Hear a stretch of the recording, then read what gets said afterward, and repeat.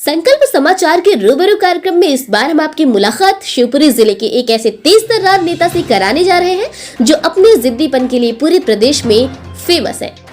साथ ही अपने क्षेत्र के कार्यों में किसी अन्य के हस्तक्षेप को बर्दाश्त कभी नहीं करते हैं। क्षेत्र में विकास कार्यों एवं जन कल्याण के कार्यों के लिए कभी कभी अपनी ही सरकार के विरुद्ध जाकर भी आवाज उठाने से भी जो परहेज नहीं करते हैं, इन्हें आप सब ने देखा होगा। पानी वाले विधायक का दूसरा नाम। इन्हें इनके द्वारा प्यासी जनता को पानी की उपलब्धता कराने के लिए जिले की जनता ने ही दिया। जी हां, हम बात कर रहे हैं 2007 में पूरी सरकार के विरुद्ध शिवपुरी से उपचुनाव जीतकर इतिहास रचने वाले कोलारस के वर्तमान विधायक वीरेंद्र रघुवंशी की, जिनकी जुझारू छवि और अपने क्षेत्र के विकास कार्यों के लिए जिद्दी कार्यशैली इन्हें अन्य नेताओं से अलग करती है। कांग्रेस सरकार गिरने के बाद भाजपा की सरकार बनी और वीरेंद्र रघुवंशी को अपनी ही सरकार में अपने ही दल में बाहर से आए नए नेताओं ने सामने से घेरना शुरू कर दिया।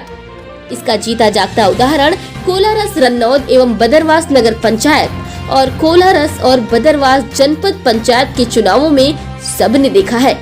बावजूद इसके वीरेंद्र रघुवंशी का विकास का जज्बा कम होने की बजाय और मजबूत होता गया। आपको बता दें कि लेकिन फिर भी वीरेंद्र रघुवंशी यही नहीं रुके। उन्होंने सड़कों पर दुर्घटना में घायल होकर तड़प तड़प कर मर रहे गौवंश की जिंदगी को एक हद तक वीरेंद्र रघुवंशी ने सुरक्षित करने का काम अपनी विधानसभा क्षेत्र में करके दिखाया। जी हां, और धर्मपुरा में लगभग 100 बीघे सरकारी जमीन पर RES के सहयोग से 1000 गायों की क्षमता वाली विशाल गौशाला का निर्माण कराया और स्वयं विधायक व इनका परिवार इस गौशाला का संचालन करते हैं। कुंदू डैम सीरेज की मंजूरी विधायक वीरेंद्र रघुवंशी की जीत का ही परिणाम है।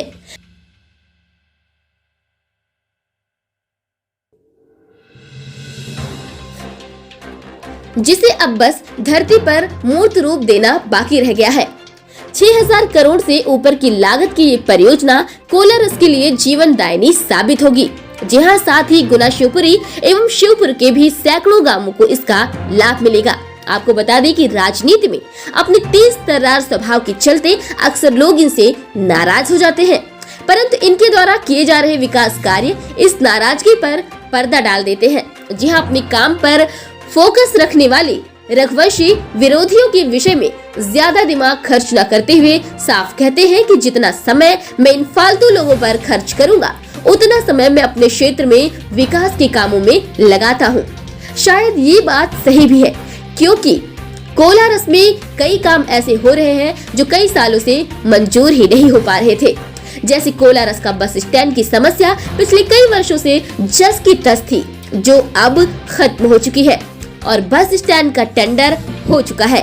खेल स्टेडियम के लिए जगह आवंटित हो चुकी है और शीघ्र ही गोरा कस्बा में 2.5 करोड़ की लागत से मिनी स्टेडियम बन जाएगा। जी हां, आपको बता दें कि हाउसिंग बोर्ड से 1000 आवास बनाकर लोगों को देने का काम भी लगभग प्रारंभ होने ही वाला है।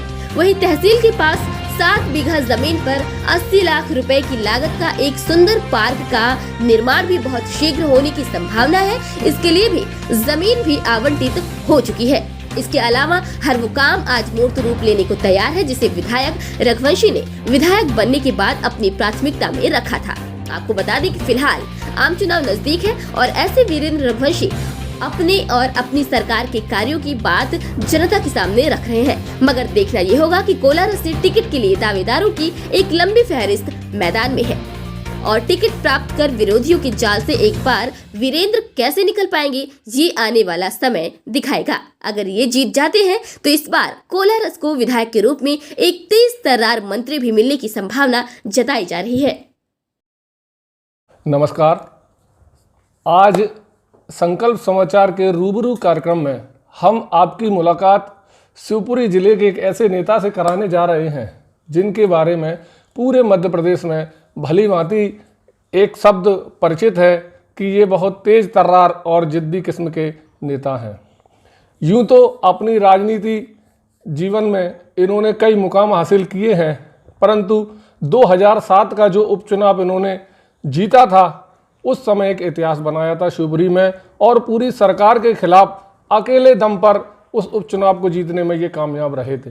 2007 के बाद इन्होंने कभी अपने राजनीतिक जीवन में मुड़ के नहीं देखा और सबसे बड़ी बात कि इन्होंने कभी झुकना नहीं सीखा।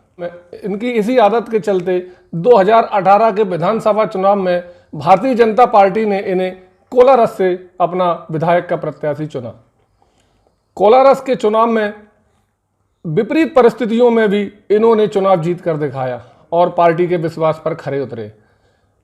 हालांकि उस समय सरकार मध्य प्रदेश में कांग्रेस की बनी, लेकिन फिर भी ये अपने क्षेत्र और अपने जनता के कामों के लिए बराबर सरकार से लड़ते और जूझते रहे। फलस्वरूप कुछ ही समय बाद प्रदेश में कांग्रेस की सरकार गिरी और भाजपा की सरकार गठित हुई।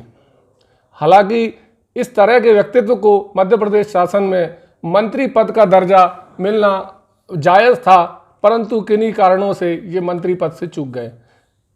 इसके बावजूद अपने क्षेत्र की जनता और क्षेत्र के विकास के लिए जिस तरह से इन्होंने विधानसभा क्षेत्र का विकास किया है और अपने पानी वाले विधायक के नाम को साकार किया है, उसे देखते ही बनता है। तो आइए हम आपको ले चलते हैं आज कोलारस के विधायक वीरेंद्र रघुवंशी जी के पास, जिन्हें हम आज रूबरू में आपसे मिलाना चाहते हैं। सबसे पहले विधायक जी आपको नमस्कार। नमस्कार जयपाल भैया। विधायक जी, मेरा सबसे पहला प्रश्न आपसे एक ही है कि आप कोलारस के एक छोटे से गांव के रहने वाले, वहीं आप पैदा हुए, प्रारंभिक शिक्षा भी आपकी वहीं हुई, उसके बाद आपने उस छोटे से गांव से निकलकर आज ये मुकाम हासिल किया है। थोड़ा सा हमारे दर्शकों को बताइए कि कैसे यहाँ तक पहुँचना संभव हुआ। सभी क्षेत्रवासियों को नमस्कार। संकल्प समाचार के माध्यम से मैं जिला और प्रदेशवासियों को विधानसभा कोलारस के मेरे मतदाता भाई बहनों तक अपनी बात पहुंचाना चाहता हूं। मेरा बचपन गांव में और शिक्षा का अधिकांश हिस्सा शिवपुरी शहर में आके मैंने पढ़ाई की। व्यापार मेरी रुचि थी, व्यापार प्रारंभ किया 1985 से 2002 तक निरंतर 18 साल तक पूरी तल्लीनता के साथ मैंने व्यापार को समय दिया।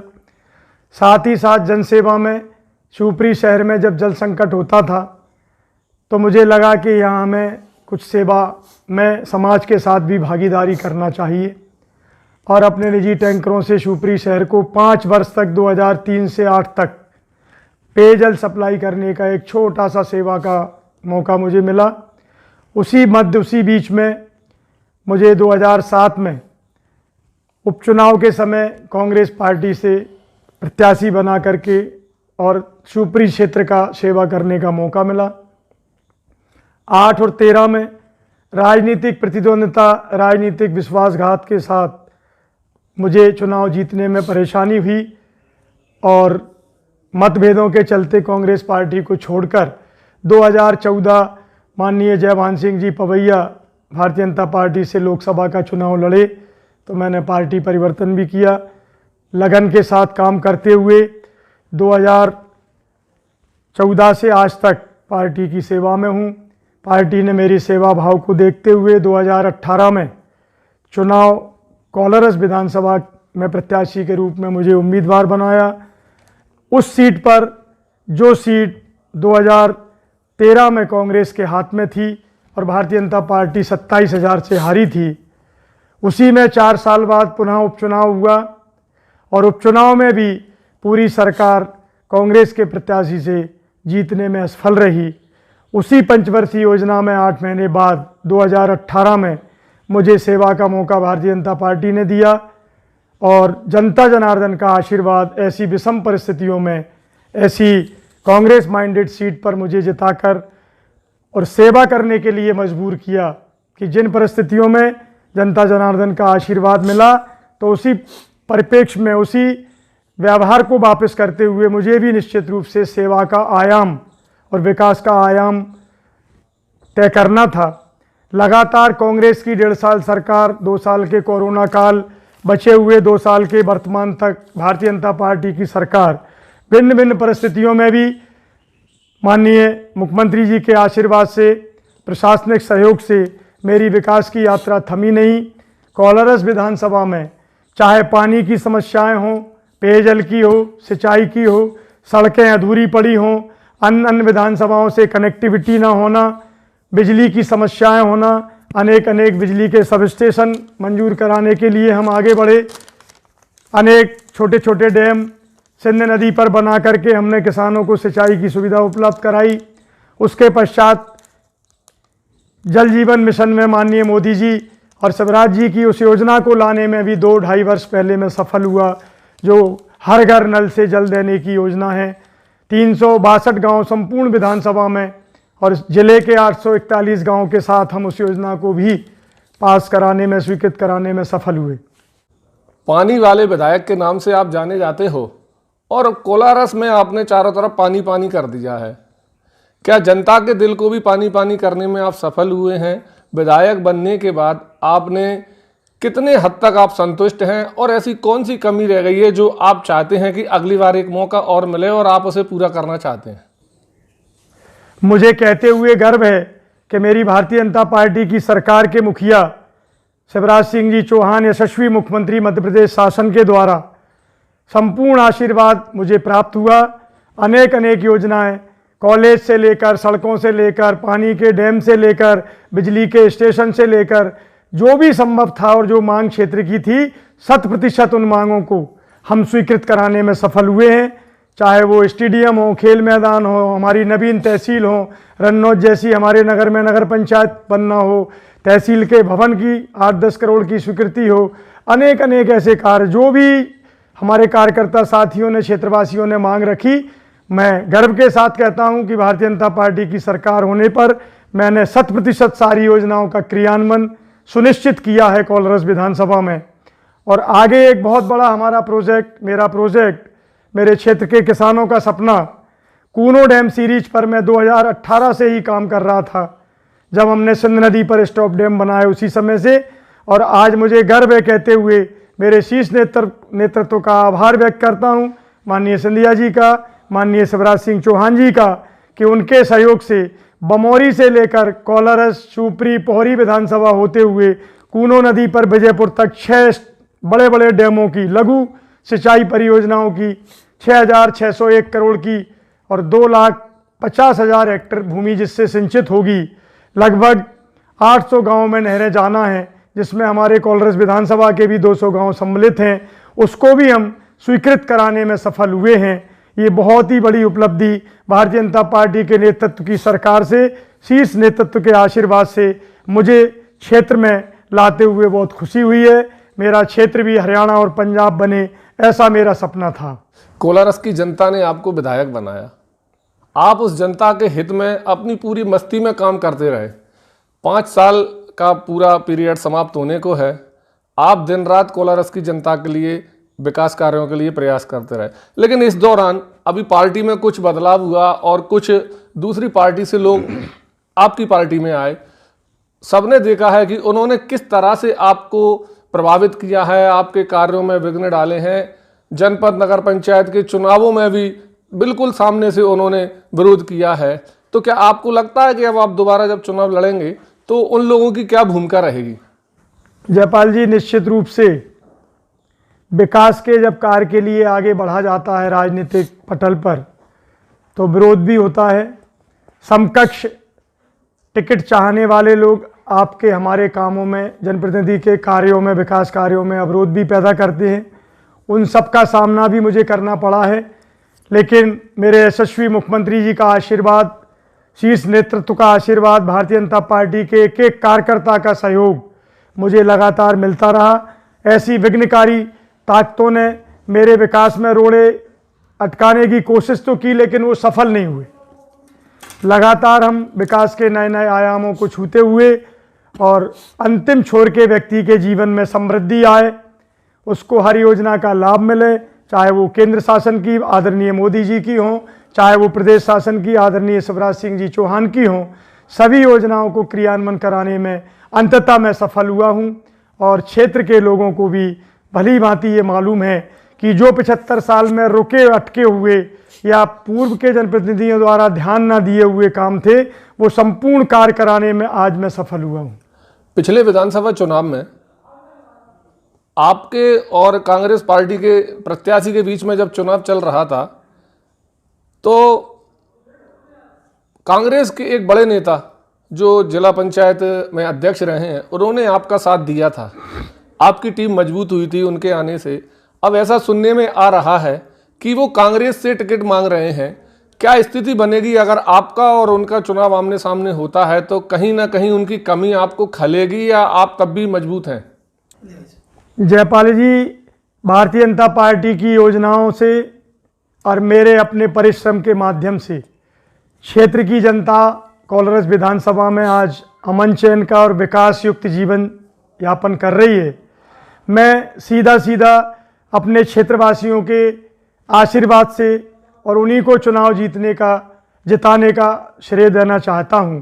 और आगे भी मैं अपेक्षा करता हूं कि जो सेवा विकास कार्यों के माध्यम से, हितग्राही मूलक योजनाओं के क्रियान्वयन के माध्यम से, प्रशासनिक व्यवस्था चुस्त और दुरुस्त होते हुए आज हमारे क्षेत्र में कोलारस विधानसभा में बहुत अमन चैन है। और मैं अपेक्षा जनता जनार्दन से ही करूंगा कि वो शायद मुझे पुनः निश्चित रूप से अपने अधूरे कामों को पूरा करने का मौका देगी।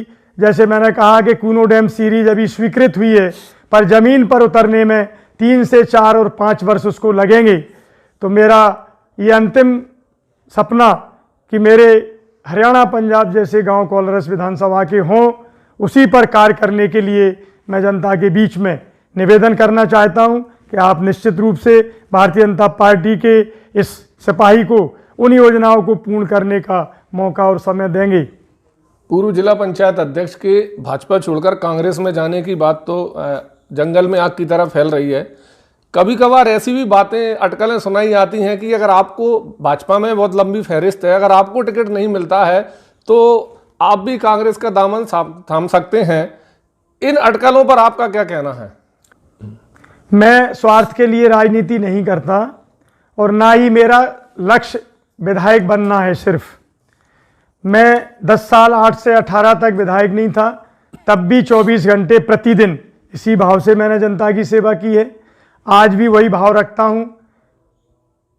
तो पद होना नहीं होना मेरे लिए जनसेवा को उतना महत्वपूर्ण नहीं है, लेकिन एक दृष्टि से महत्वपूर्ण भी होता है कि प्रशासन पर अंकुश लगाने के लिए, गरीब की मदद करने के लिए, योजनाओं का क्रियान्वयन कराने के लिए, विकास के आयाम नवीन स्थापित करने के लिए शक्ति और पावर की ज़रूरत होती है और वो जनता जनार्दन के आशीर्वाद से मिलती है। इसलिए चुनाव लड़ करके विधायक के रूप में हम अधिक विकास कर सकते हैं, अधिक लोगों की मदद कर सकते हैं।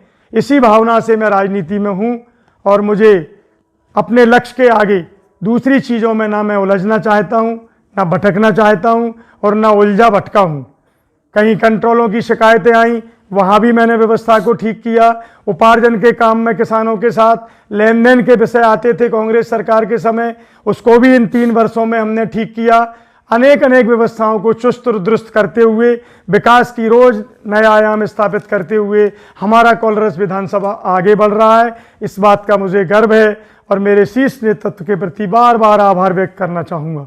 2007 में आप उपचुनाव जीत के विधायक बने, 2018 में आप कोलारस विधानसभा से विधायक बने, इस बार 2023 का चुनाव है। अगर आपको टिकट मिलता है, जीतते हैं, तो क्या समझें इस बार मंत्री पद कोलारस को मिलेगा? जयपाल जी, इस विषय पर मैं इतना ही कहूँगा कि भारतीय जनता पार्टी हमारे एक कार्यकर्ता का ध्यान रखती है। जिस कार्यकर्ता को जिस योग्य समझती है उस योग्य उसको दायित्व देती है। जब जो पार्टी ने 2014 से 23 तक मुझे जिम्मेदारी सौंपी है, मैंने बखूबी उसे निभाया है। पार्टी जिस स्थिति में मेरी योग्यता का आकलन करेगी, मैं जीवन भर उस स्थिति में पार्टी की सेवा में तत्पर हूँ। एक अंतिम प्रश्न आपसे है, भाजपा छोड़कर केवल टिकट के लिए लोग कांग्रेस में जा रहे हैं, आप कोलारस क्षेत्र की जनता को क्या संदेश देना चाहेंगे? क्योंकि वो लोग भी भाजपा से जा रहे हैं और लोगों को बरगलाने की पूरी कोशिश कर रहे हैं, तो आपके क्षेत्र की जनता को आप क्या मैसेज देना चाहते हैं? मैं अपने कोलारस विधानसभा के परिवारजनों से एक ही निवेदन करना चाहता हूं कि राजनीति में स्वार्थ पूर्ति के लिए लोगों का आना जाना अक्सर लगा रहता है। आपको क्षेत्र के विकास पर, भारतीय जनता पार्टी की नीतियों पर, माननीय मुख्यमंत्री शिवराज सिंह जी, माननीय प्रधानमंत्री नरेंद्र मोदी जी और आपके इस जनसेवक पर इसी तरह से भरोसा करते हुए, आशीर्वाद देते हुए भारतीय जनता पार्टी के साथ ही बने रहना है। स्वार्थी तत्व कहीं भी जाएं, उन्हें हम रोकने में शायद सफल न हों, लेकिन आप उन्हें रोक सकते हैं कि स्वार्थ के लिए पार्टियां बदलना ये जनता के विकास का उद्देश्य नहीं हो सकता।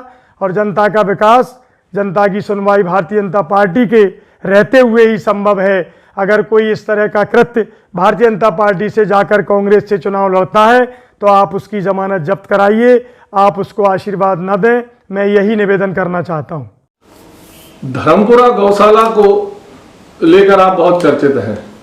आपने वास्तव में एक पुण्य का काम किया है। जो गौएं आज से पहले सड़क पर मरी मिलती थी, उनसे कोलारस को निजात मिली है। आपको आत्मा में कितनी संतुष्टि है और आगे आप गौशालाओं के लिए क्या करेंगे? जयपाल जी, मेरी अपनी विधानसभा में भारतीय जनता पार्टी के शासनकाल में 30 छोटी छोटी 100 संख्या वाली गौशालाएं स्वीकृत हुई थीं। मैंने उनको पूरा इंटरेस्ट लेकर के निर्माण का कार्य पंचायतों के माध्यम से कराया, लेकिन मुझे थोड़ा दुख है कहते हुए कि हमारे मानव समाज गौ सेवा से इस समय विचलित हो गया है। पूरे प्रदेश और देश में शायद गौ माता की सेवा में निश्चित रूप से कमी रह रही है। हमारे अपने कोलरस विधानसभा में भी वही हाल था। सड़कों पर हमारे विधानसभा से 2-2 हाईवे निकले हैं, चाहे वो उदयपुर से कानपुर लखनऊ हो या आगरा बॉम्बे रोड हो। दोनों रोड मेरे ही विधानसभा से गए हैं। रोज जब मैं क्षेत्र में जाता था तो बेनागा कोई ना कोई गौ माता सड़क पर क्षतिग्रस्त हालत में मिलती थी। यह सब दृश्य मुझ पर देखा नहीं गया और शासन की एक योजना आदर्श गौशाला के नाम से निर्मित हुई। मैंने अपने क्षेत्र में एक आदर्श गौशाला स्वीकृत कराकर स्वयं उसमें भाग लेकर के निर्माण कराया और धर्मपुरा गांव जो दोनों हाईवे के क्रॉसिंग से मात्र 3 किलोमीटर है, वहां पर इसका स्थान चयन करके और जितनी भी गौ माताएं 362 गांव के कोलरस विधानसभा के सड़कों पर निराश्रित घूम रही थी, लगभग 1000 की संख्या है, उनको एकत्रित करके 2 अक्टूबर 2022 से हम उसकी सेवा में अपने आप को धन्य महसूस कर रहे हैं। पूरा परिवार के गौ माता की सेवा का अवसर मिला है और लगातार मैंने संकल्प लिया है कि मेरे जीवन के आखिरी सांस तक मैं उस गौशाला का संचालन करूंगा। हमने 11 लोगों की कमेटी बनाकर प्रदेश में उसका रजिस्ट्रेशन कराकर इसका संचालन प्रारंभ किया है। शासन से भी थोड़ी सी उपयुक्त आर्थिक सहायता मिलती है।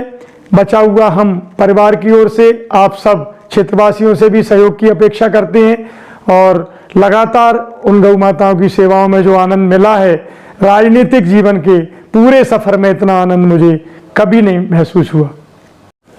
तो ये थे हमारे कोलारस के विधायक वीरेंद्र रघुवंशी जी, जो अपने स्वभाव के कभी विपरीत नहीं जाते हैं।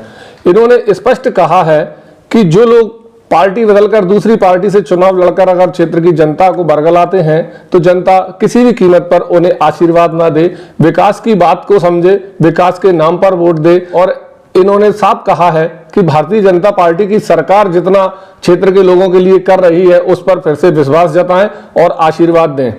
साथ ही स्पष्ट शब्दों में कहा है कि लोग स्वार्थ के लिए दल बदल कर जा रहे हैं। समाज सेवा और जन सेवा के उद्देश्य से अगर दल बदलना हो तो उसमें कोई दिक्कत नहीं है, लेकिन अगर साथ के लोग केवल अपने स्वार्थ के लिए दल बदलते हैं तो ऐसे लोगों का भविष्य हमेशा अंधकार में रहता है। रही बात विकास की बातों की, तो कुछ इनके दिमाग में और दिल में कुछ कमी सी रह गई है कि जो क्षेत्र के लिए करना चाहते थे। इनका सपना था कि कूनो डैम सीरीज जो चालू हो रहा है काम 6,000 करोड़ से ऊपर की जो स्वीकृति हुई है वो इनके इसी कार्यकाल में पूरा हो जाता तो इन्हें ज्यादा अच्छा लगता, परंतु कोई बात नहीं, स्वीकृत हो चुका है, टेंडर जारी हो चुके हैं, काम भी पूरा हो जाएगा। अब देखते हैं कि आने वाले 2023 के आम चुनाव में वीरेंद्र रघुवंशी जी को कोलारस विधानसभा से टिकट मिलता है और चुनाव में इनकी क्या स्थिति होती है। अगर जीतते हैं तो हो सकता है कि कोलारस को एक मंत्री मिल जाए, इसलिए इन्होंने साफ कोलारस की जनता से ये अपील की है कि जनता अपने क्षेत्र के विकास और क्षेत्र की हर सुविधा और सुरक्षा को देखते हुए अपना जनप्रतिनिधि चुने।